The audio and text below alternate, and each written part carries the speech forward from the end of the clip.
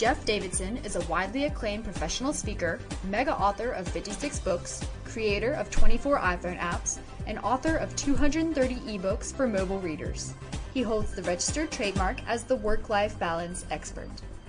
Jeff has spoken to audiences across the US and around the world on the topic of having more breathing space, being more productive, and achieving work-life balance.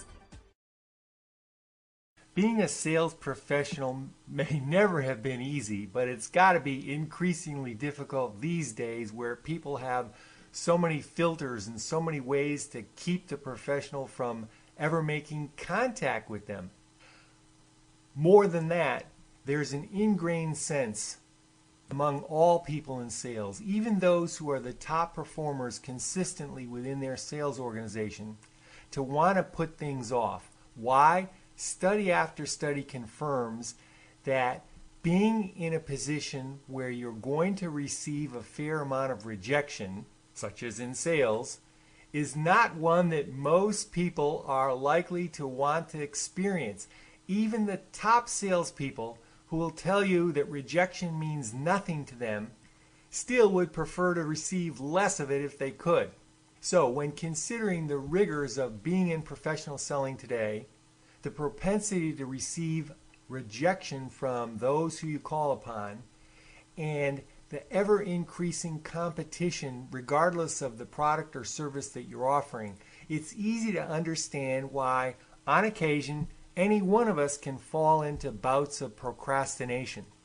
The first thing I want you to do is not take it personally. Procrastination is a human phenomenon that has been with us since the beginning of recorded time.